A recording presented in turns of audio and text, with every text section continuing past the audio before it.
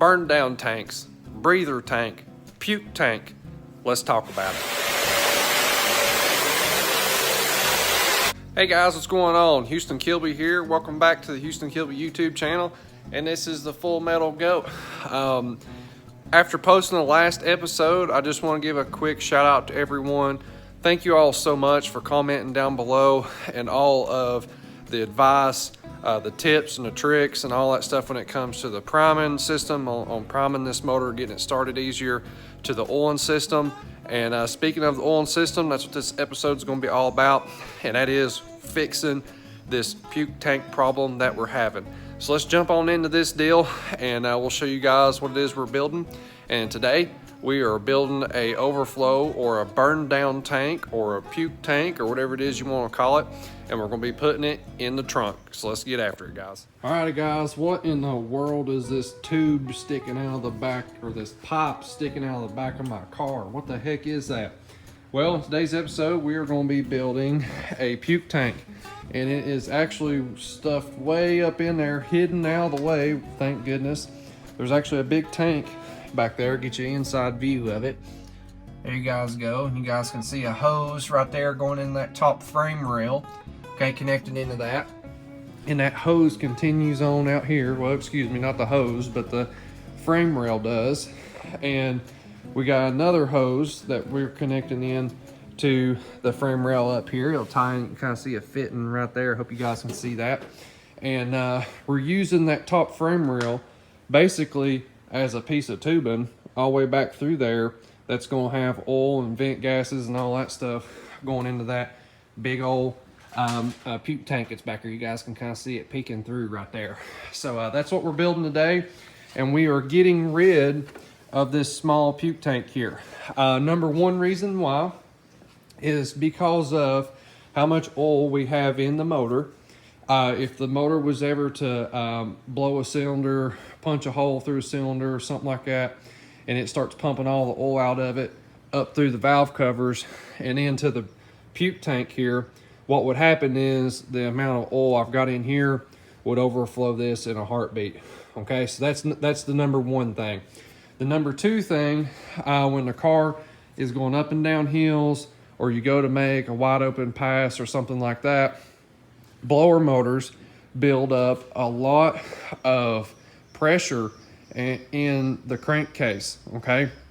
And that pressure will rise from the bottom of the motor into the heads, into the valve covers, and there'll actually be air that comes out of here, air, steam, oil, and if it's an alcohol motor, you definitely got alcohol coming out of there too. And all that stuff normally goes into this small puke tank, but ours is too small. From the last episode you guys saw, we were puking it and overflowing it. It would literally fill up this whole entire jug right here just from going up and down a hill. And we didn't even do a wide open pass or anything. So we got to fix that. And that's what we're doing in today's episode. So let's get into making the tank, and I'll show you guys how we done that. Alrighty guys, it's time to get to fabricating here. I took some 1/8 inch aluminum plate. This was some stuff I had that was leaning up against the wall from a previous job that I'd done on my car, building the intake and stuff, and I had some left over, and so you know what?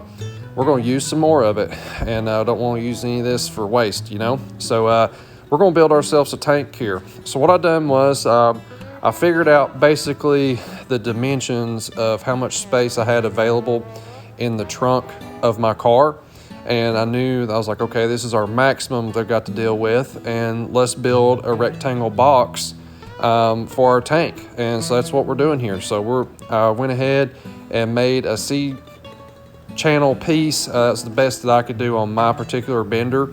And then I put myself a baffle in there. I think you guys got to see that there where I slowed down the video, where the fluids come in, or the gases, to help knock down the fluids into the tank. So that way it keeps the heavy stuff down in the tank, and then it lets all the fumes and the gases vent out through the vent hole we're going to put in the top of this thing.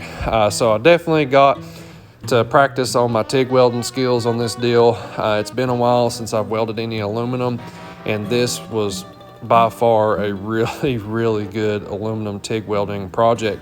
I like to go ahead and clean up my aluminum especially since my bender, it really scars up the aluminum pretty bad when you bend it. So I go ahead and DA sand everything before I weld.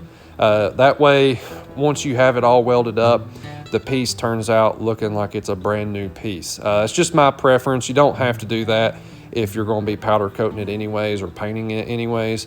That's just my preference to do there. So I'm finishing welding this deal up. Went ahead and put the AN bung on there. We're going to have to put another one on here shortly, but this is the first one we got going here. Went ahead and drilled out the hole in the trunk where I felt like we're going to have this vent pipe sticking out, and here you guys go. You can check this thing out. All right, guys, before this thing goes back in the car last time, got it all welded up. Welds turned out decent on it. Let you guys see there. Not bad, not bad. Worked out good. It was a big tank, but after measuring, let you guys see how much oil. So I put this whole box together here. If this box is full and you got these two other quarts out here, that's how much oil is in that thing. And that's pretty much what will fit inside of this. So that's how I came up with that. So go over this here, put the brackets on it here at the bottom to bolt it down to the floor. Just something very simple, 90-degree elbow piece there, or L piece. And then put a little nipple here on the end. This is the drain. It's going to go to a valve. I'll show it to you guys here in a minute. And this is what's coming from the motor and stuff. This will feed inside the tank. And inside here, there's like a baffle that I've built to try to catch a lot of the steam and a lot of that stuff and let it drop down the bottom of the tank so it can collect all the oils down there and then just let the vapors come out through here. So, all right, so this piece here, I was trying to come up with something because I needed this piece to be removable. And I remember seeing some of these pipe threaded flanges at Lowe's and Home Depot. And this worked out good because I threaded this piece, bolted it down, and put some silicone in there. And this piece here is screwed in that. So let's walk over here to the car. So the problem is the spacing that's in there. If you welded all this up and we put an aluminum one in here, which I could have done, the problem would have been I couldn't have got the tank out or put it in. So this piece here had to be removable. We could have put a rubber hose in or something, but I'm gonna clean, once this piece is screwed in, I'm gonna mark it and we'll trim off the threads and stuff and make it real nice and clean this piece up and make it look real presentable and stuff right over in there. But that's what we got so far. Let's rock and roll, guys. All right, guys, got our two fittings on down there. We're running a hose for the vent off the tank, and we're about to take this hose right here and hook it to that other one, make sure all that's good to go, make this hose. Once that's done, we'll put the headers back on. We're in good shape, and then we can move on to the other side and put that fitting on over there. Boy, it ain't never easy being cheesy, I can tell you that right now. All right, let's get to it. All right, guys, it's time to put this deal all back together, get the rear fuel cell put back in it. We went ahead and got the tank done. It's ready. I think we're ready to about test this thing out. I went ahead and welded up all of the Dash 12 bungs onto the upper frame rail. It was kind of hard getting any videos or any shots of that, so I just thought I'd kind of show some small clips of this, what that looks like on the upper frame rail on the inside of the car. There you go, going into the tank there. But yeah, guys, I think we're ready to test this deal out.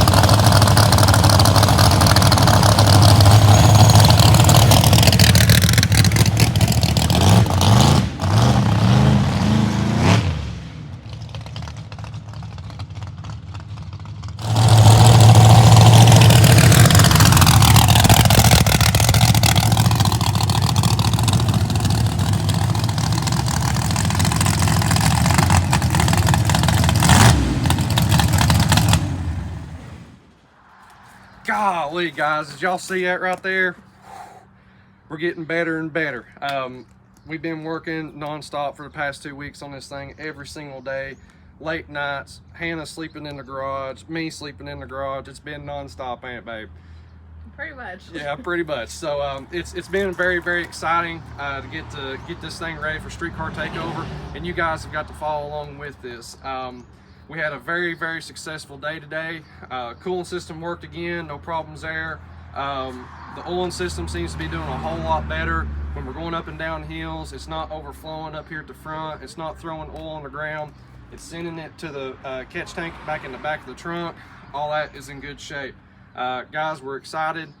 We just got very minute things to get ready for Streetcar Takeover, and yeah, man, yeah. Big shout out to all of our sponsors. At Your Convenience On-Site Oil Services, Tim Armstrong down in Jonesboro. Be sure and check him out. He sponsored this episode's oil change in this thing, and he got our filters and our oil and all that stuff, and we can't thank him enough. Big shout out to Jonesborough Armory down in Jonesboro. We're going to be having a car show down there here in a couple of weeks. I'll put the date down below on that deal. You guys have to come out and see us. And definitely a big shout out to all of our partners, AutoPlumb, Aerospace Components, all those guys. We can't thank them enough. But anyways, guys, that's it for me. Don't forget to pick up a t-shirt or Full Metal Goat. It'll help us out, and come see us at Streetcar Takeover. We're ready. Thank you guys so much for watching. Make sure you are subscribed to the channel. Don't forget to go over to KillMotorsports.com, where we've got all kinds of merch over there and all kinds of high performance products as well. And definitely a big shout out to our sponsors and partners. Till next time, you guys have a good one.